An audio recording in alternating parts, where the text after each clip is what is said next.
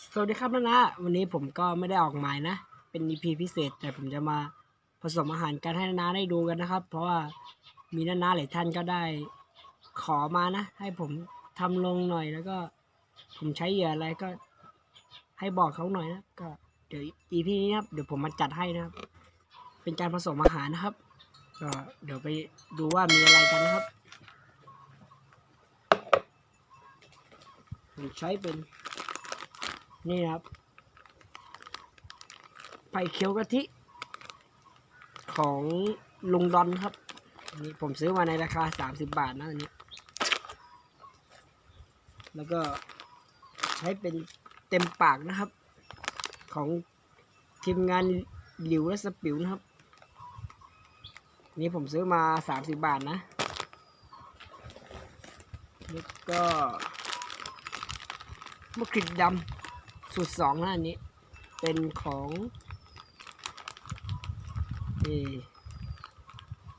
อันนี้เป็นของพอคนชอบเยอะนะอันนี้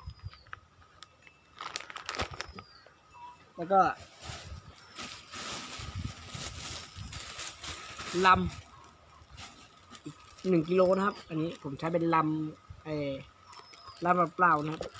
เป็นลำข้าว1 กิโลนะครับเดี๋ยวเราไปเริ่มผสมกันครับนี่อาหารทั้งหมดของผมนะอันนี้เนี่ยผมจะใช้เป็นมะกรูดก่อนนะครับเดี๋ยวผมเอามะกรูดลงก่อนนะ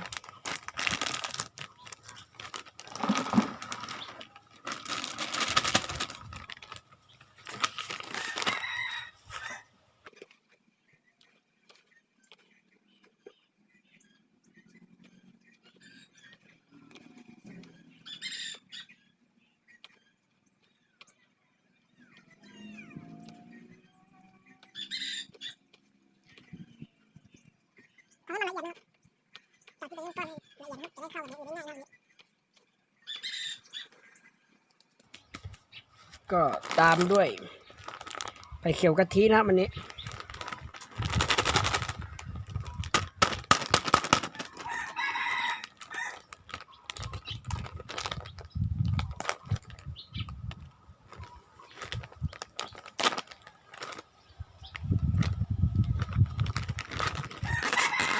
อันนี้กลิ่นหอมหวานนะนี่ลองดู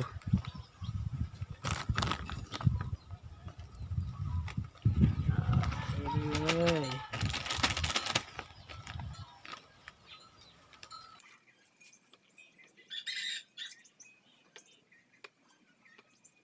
เราคนให้เข้ากันนะ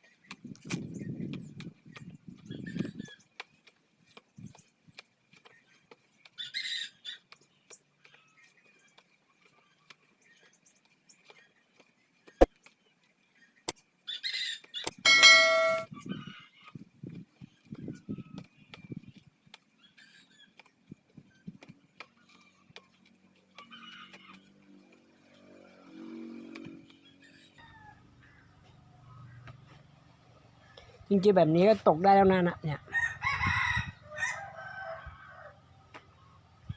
ผมจะเพิ่มลำเข้าไปนะครับ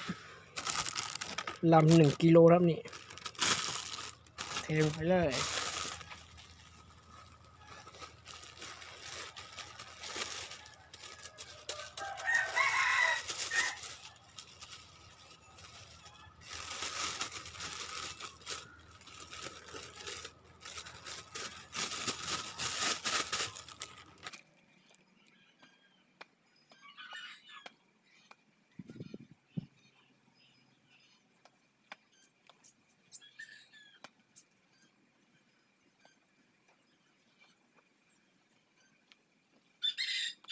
ต้องคนไปเรื่อยๆให้มันเข้ากันนะ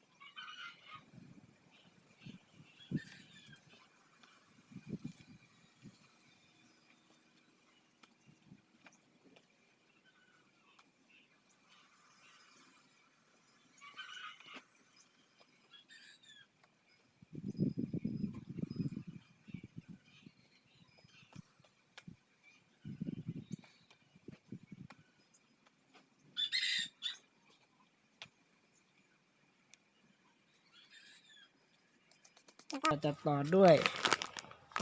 อันนี้ครับเต็มปาก ทีมงานหลิวสปิวนะครับ ราคา30 บาทหน้านี้ แต่ผมจะใช้แค่ครึ่งนึงนะตัวนี้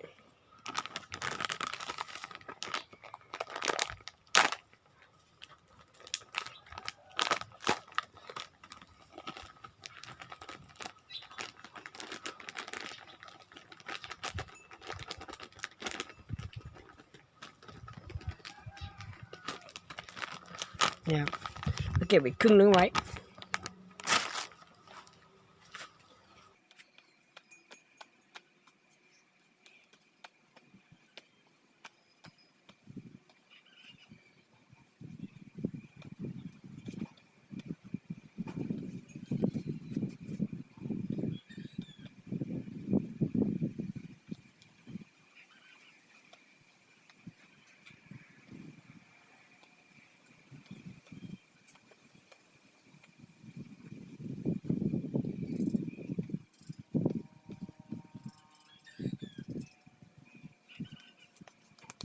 ครับก็ถ้าใครที่จะ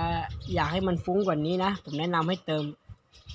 มะพร้าวอบแห้งหรือว่ากากมะพร้าวคั่วนี้นะครับ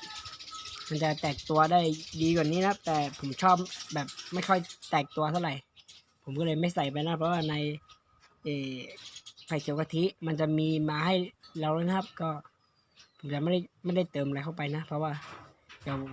ผมชอบแบบเหนียวหน่อยนะ เพราะว่าปลาเล็กมันจะได้ไม่กวนนะครับ ก็ตามนี้นะครับ ก็เดี๋ยวไปถึงหมายก็ผสมน้ำที่หมายเลยนะครับ ยังไงก็ฝากกดไลค์กดแชร์กด Subscribe ผมด้วยนะครับ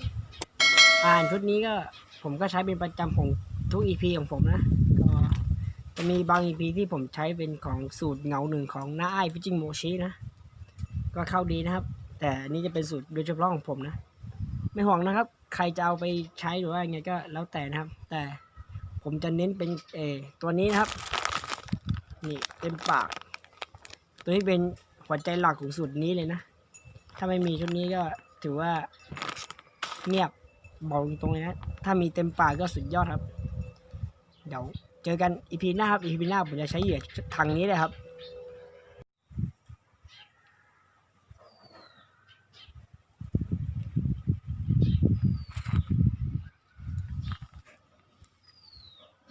อาหารจะออกสีเขียวๆหน่อยนะครับไม่รู้ว่าในกล้องจะเห็นหรือเปล่าแต่สูตรนี้จะออกเขียวๆหน่อยจะเป็นผงหน่อยนะครับ